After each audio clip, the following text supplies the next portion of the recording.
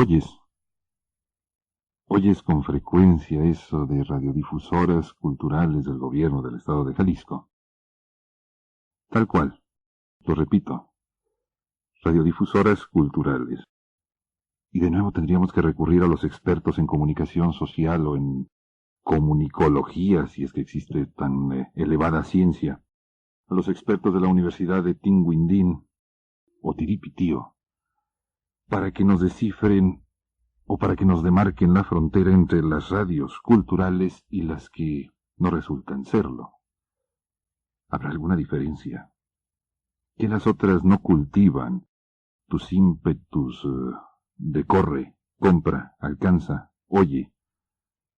Yo insisto en que la radio toda es así, cultural.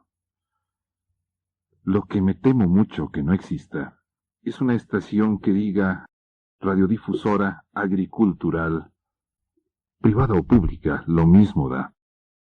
Pero creo que hay una necesidad intrínseca ya de que surja una voz al aire, o cientos de voces al aire, que nos devuelvan, que nos desenmascaren nuestra muy campeadora vocación intrínseca. A ver qué entiendes.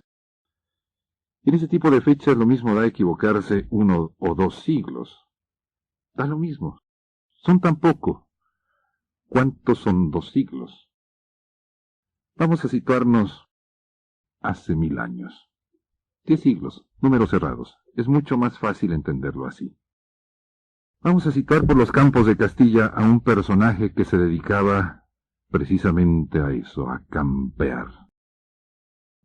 Aunque no te hayas enterado de lo que hizo, aunque no sepas a ciencia cierta cómo se reflejó su hazaña en papel escrito, yo casi estoy seguro, me atrevo a afirmar que has oído hablar del Cid campeador. ¿Eres campeador? Originalmente, esa expresión tuvo una sonoridad bélica. Decir que el Cid era eso, Cid, significaba simplemente en forma breve señalar que era un señor y de la guerra, porque era eso, campeador. El campo significaba precisamente el lugar de la batalla. Mira ahora lo que son las cosas en ese redescubrimiento de términos añejos. Ahora todas las universidades, para sentirse a la altura de las circunstancias, deben tener precisamente su campus, el campus universitario. Pero el campus latino era el lugar donde se significaba el lugar elegido para desarrollarse la batalla. Vamos a llamar, vamos a pretender, vamos a creer que las universidades han descubierto la sonoridad bélica del asunto, y ahí se da la batalla del pensamiento en el campus universitario. Pero la palabra se fue desvalorando, se fue diluyendo con el paso del tiempo, y el campo significó solamente lo verde, la tierra, el lugar donde se cultiva lo que tú y yo comemos.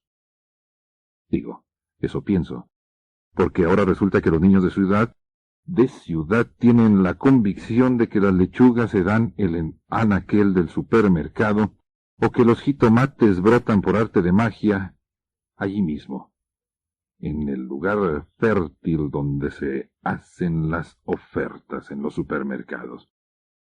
Te decía que tenemos que rescatar de alguna forma, y que a mí me parece una sugerencia tan inútil, tan incongruente quizá, como esa división entre radios culturales y radios que no no son culturales. Me parece una sugerencia oportuna el tratar de buscar el campeador que todos llevamos dentro, de resurgirlo. Resurrección del campo.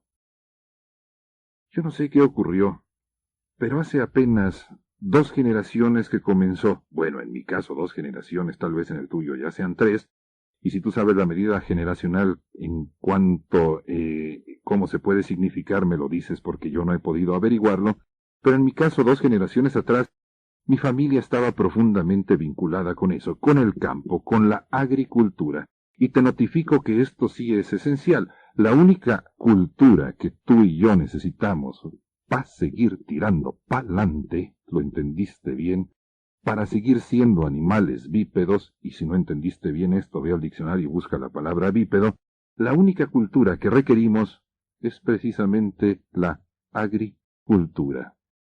Todo lo demás, adornos del pensamiento, emperifollamiento del conocimiento, todo lo demás es secundario, pues si no comemos, no podemos seguir pensando.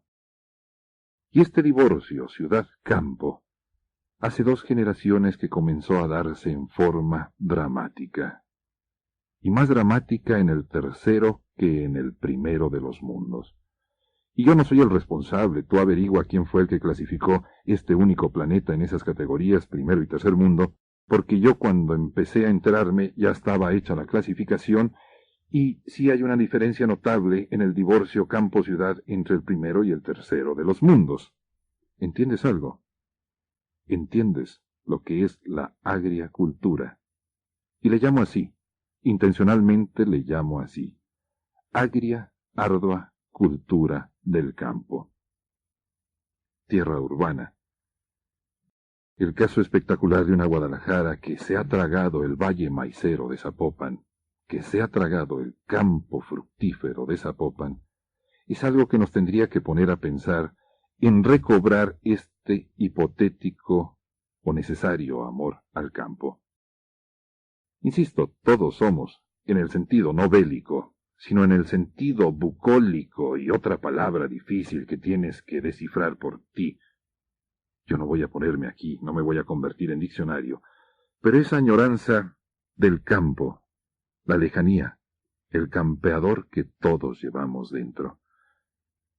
Cuando yo estaba chico, ¿cuántas veces he insistido en estas habladurías, en esa expresión que no tiene por qué interesarte?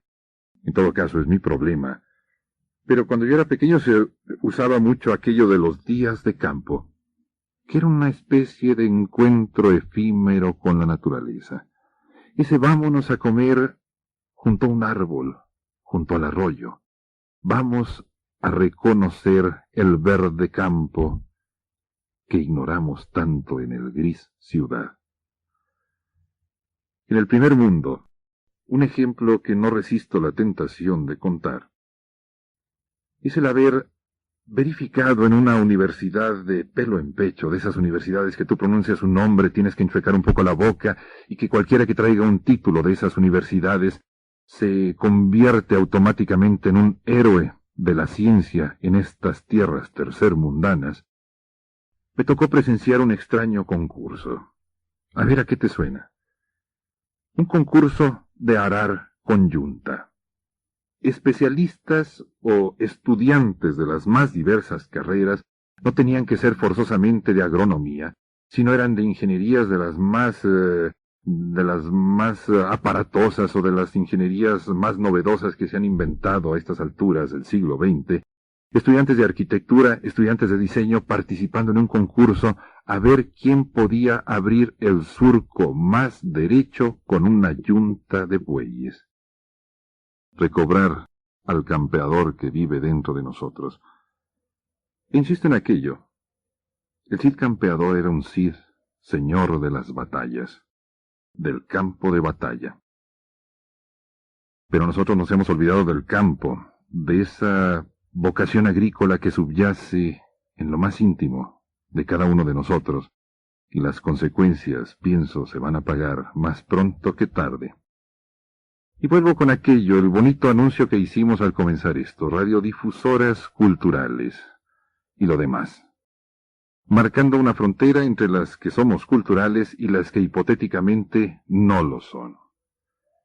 Campo, tierra. ¿Cuánto tiempo se dedica, por ejemplo, al deporte en la radiodifusión? Y se está creando, porque hay que hacer ya subclasificaciones de cultura, se está creando toda una cultura deportiva. ¿Y cuánto tiempo se dedica en la radiodifusión a la agricultura? A hacer renacer, a obligar al renacimiento del yo campesino, campirano, que hipotéticamente, y no sé si estés de acuerdo en esto, subyace dentro de ti y dentro de mí. Volver al campo. Ir de vacaciones por lo menos una vez al año, asomarse al bosque. En contacto con la tierra.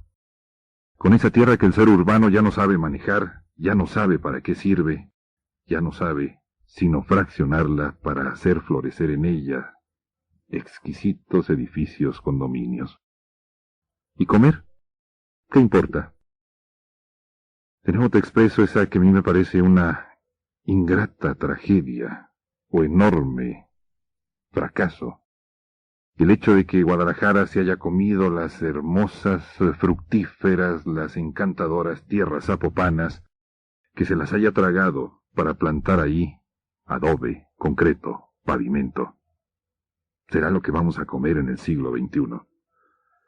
Y te decía también cómo en otras latitudes, en otros países, se fomenta en los niños la vocación agrícola urbana, que le da una especie de equilibrio a las ciudades, notablemente más sano que el que pueda tener estas ciudades chatas, grises, en donde toda la intención es simplemente ir al supermercado y ver cómo ahí florecen frutas y hortalizas.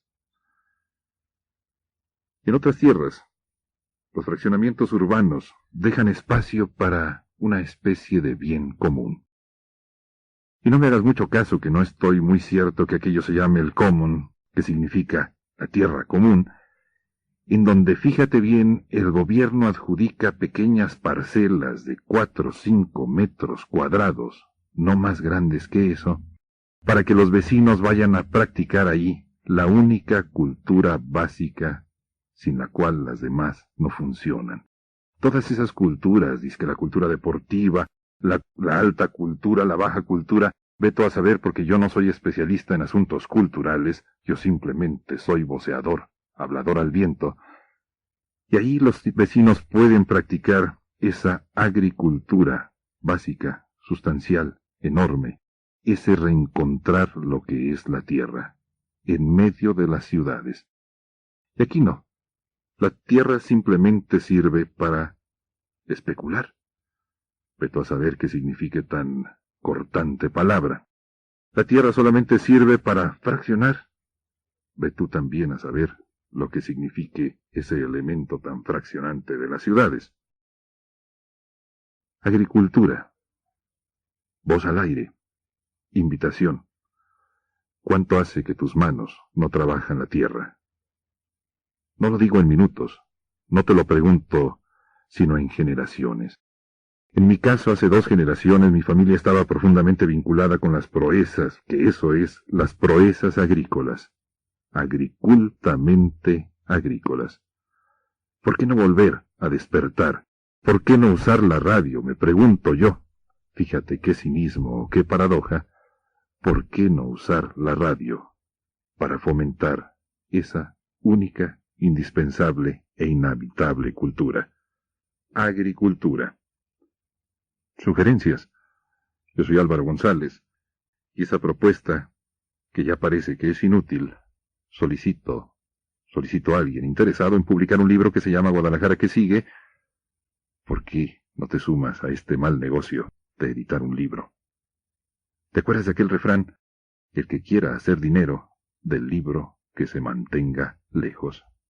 Oyes, yo te busco.